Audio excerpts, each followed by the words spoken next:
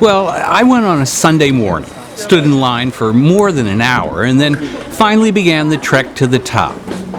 387 stairs in all, but for a singular view of Paris and a journey through the heritage of France. This is the Cathedral of Notre Dame.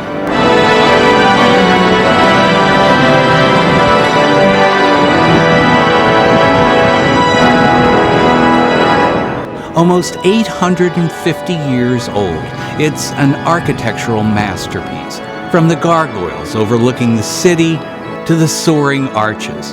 It helped change architecture forever, ushering in the Gothic style. Even if it's better known from Victor Hugo's novel, The Hunchback of Notre Dame, which, by the way, played a pivotal role in the cathedral's history, but I'll come back to that, because real people do work here. I mean, dozens of them every day, like Jean-Pierre Leguet, one of the three organists. They're considered among the best in the world. He's been here for 25 years. And Claude Bouchard, who has a small shop nearby, he's been coming at dawn every Friday for 35 years. There are sacristans, guards, and volunteers, and many of the choir members were trained in the cathedral's own school. Yet, of the 30 to 60,000 visitors who may come here in a day, that's more even than the Eiffel Tower, nobody really knows if they're drawn by the story of Quasimodo or maybe seeking something more. We have no idea how many people get it. They just, something happens when they come into the church and they realize it. I mean, they walk in as tourists, they walk out as pilgrims.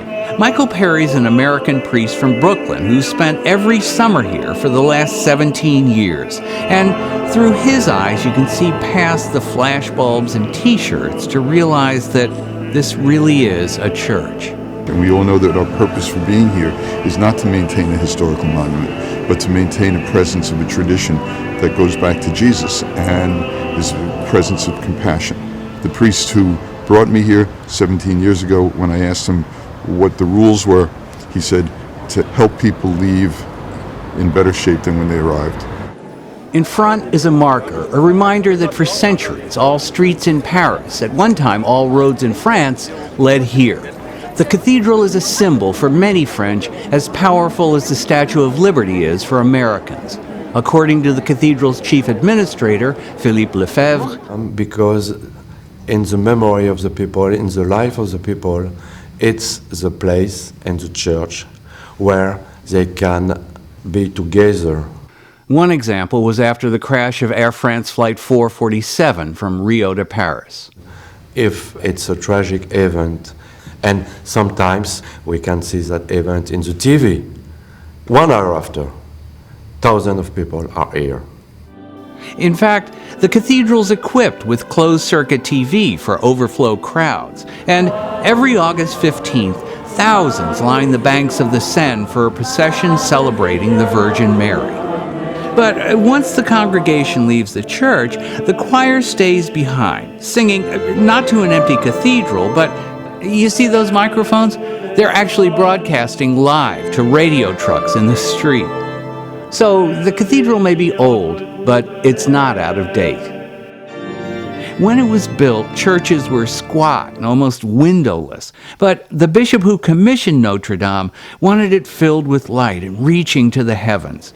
The problem was engineering a structure that could withstand the enormous weight of its lead roof. And because it's so heavy, it puts pressure down on the wall, and the wall would buckle out. They needed some way to brace the walls, and the solution were these towers called flying buttresses. And so the weight from the top comes through that rib into these towers that are here. And so the weight of the roof is dispersed. It not only allowed them to go higher, but to open the walls for the great windows. The only thing that can weaken the structure is water, and that was solved by a spectacular system of drain pipes. And they go into the back of the gargoyles. And then the gargoyles spit the water out, because the word gargoyle comes from the French verb to gargle. And when the water's coming out, it sounds like that. And that's why they made them into monsters, because it sounds like monsters talking. Yet, for all its splendor over the centuries, the cathedral began to lose its significance. You can still find scars from the French Revolution when people saw it as a symbol of oppression and took swipes at it with axes and hammers. It was also used as a garage. It was also used as a place to store arms and to store chemicals. And this is where Quasimodo enters the story.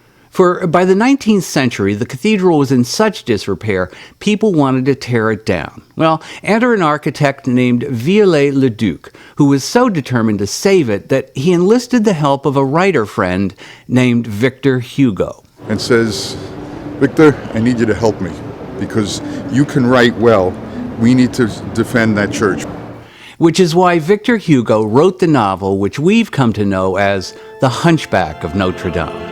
Read chapter 14. Nothing to do with Quasimodo or the gypsy girl Esmeralda. No, it's a rapturous description of the cathedral. And those 10 pages saved this church. So, Quasimodo's legacy may be one reason to climb almost 400 stairs. Just don't be dismayed that the bells are now rung electronically. And the only one open to the public, the Great Bell, Le Bourdon, it's known in French, is only rung on special occasions. It's so heavy, more than 13 tons, that it can actually shake the tower. No, there's lots of people who just... I had an experience one time, a long time ago, when this woman showed up at the front door of the church with her cousin Camille. I'll never forget the woman's name. And she said, and Camille said, come on, let's go in. She says, you've seen one, you've seen them all.